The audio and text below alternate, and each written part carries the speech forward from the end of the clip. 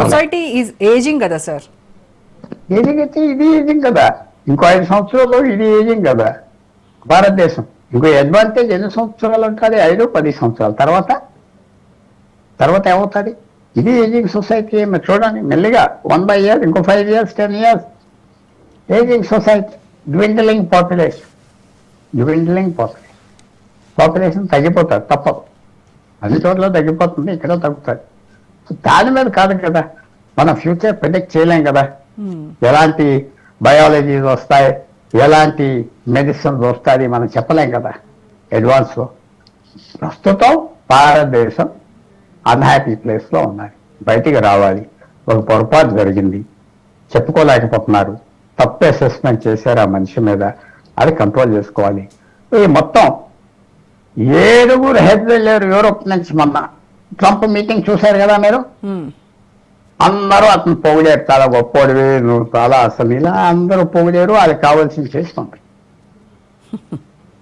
ఆ గదిలోకి వచ్చి పుతిన్ సైడ్ ఉన్న మనిషి వీళ్ళ సైడ్ అయిపోయాడు. వాళ్ళు యూరోపియన్స్కి అనుభవం, వందల సంవత్సరాలు బట్టి డిప్లొమసీ ఇతర దేశాలతో చేయటం ఎక్కువ. సో వాళ్ళు చక్కగా మేనేజ్ చేస్తున్నారు, సిచ్యువేషన్ మేనేజ్ చేస్తున్నారు. భారతదేశం కూడా సిచ్యువేషన్ మేనేజ్ చేయాలి. పరిగెత్తుకుని రష్యా వెళ్ళిపోయి కలిసాం, రష్యాలో ఏం లేదు. రష్యా ఒక యుక్రెయిన్తో కూడా పోరాడలేకపోతుంది. చెప్పుకోండి అసలు. రష్యా పెద్ద దేశం, సైజ్ భారతదేశం కంటే 7 times పెద్ద. అంతే, వాళ్ళు ఒక యుక్రెయిన్తో కూడా పోరాడలేకపోతుంది. చైనా పెద్దది, అంత బాగున్నారు, కానీ మన ఫ్రెండ్ కాదు కదా. సరిహద్దు ప్రాబ్లం ఉన్నది, దళైలామా ప్రాబ్లం ఉన్నది, పాకిస్తాన్ ప్రాబ్లం ఉన్నది. వాళ్ళకి ఎన్నో ప్రాబ్లమ్స్ మన మీద ఉన్నాయి. కొంత ఈజీగా తగ్గేది లేదు. వాళ్ళు టెంపరీగా విరోధం లేనట్టుగా నటిస్తారంతే. మళ్ళీ 2 సంవత్సరాలు 3 సంవత్సరాల్లో మళ్ళీ ట్రబుల్ తెస్తారు. బోర్డర్ మీద ఎక్కడో చోట ట్రబుల్ తెస్తారు టెన్షన్ కోసం. 17 రోజులు, నెలలు, 2 నెలలు టెన్షన్ తీసుకొస్తారు. అది వాళ్ళ పద్ధతి, వాళ్ళ సైకాలజీ. 100 సంవత్సరాలు బట్టి నేర్చుకున్న psychology China. India Pakistan talks లో ఈ అన్ప్రెడిక్టబుల్ బిహేవియర్ ఏదైతే ఉందో ట్రంప్, ఈ బిహేవియర్ దానివల్ల యుఎస్ రోల్ ని ఏమైనా ఎలా ఇంపాక్ట్ చేసింది అని అంటారు? చాలా వాళ్ళు ఎక్కువగా మాట్లాడుకుంటున్నారు పాకిస్తాన్.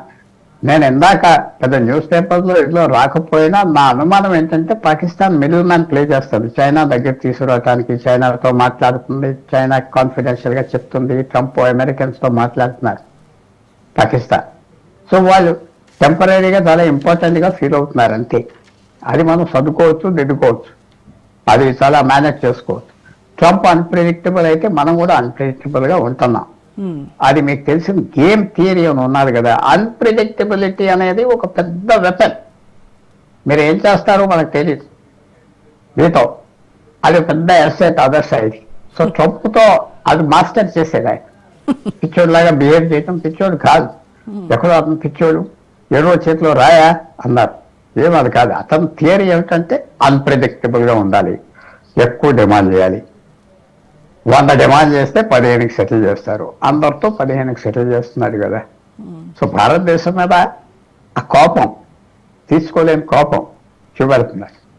అతనికి అది కుదురుతుంది, సాగుతుంది, చేస్తున్నారు. మనం అది తక్కువ, డిప్లొమసీతో తక్కువ. డిప్లొమసీ యుద్ధాలు చేయకుండా గెలవాలి, అది మెయిన్ థింగ్ ఆఫ్ డిప్లొమసీ. యుద్ధాలు రానివ్వకూడదు, యుద్ధాలు చేయకుండా విజయం కావాలి. అది కొంచెం మర్చిపోయేదేమో జయశంకర్ నేను అనుకుంటాను.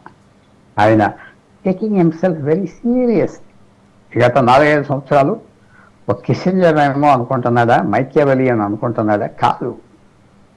ఏదో చిన్న డిప్లొమాట్, పెద్ద పోస్ట్ ఇచ్చాడు మోడీ. అది సరిపడుతున్నాడో లేదో, ఇప్పుడు ఆ కుర్చీ పెద్దదైపోయిందేమో అని అనిపిస్తున్నా.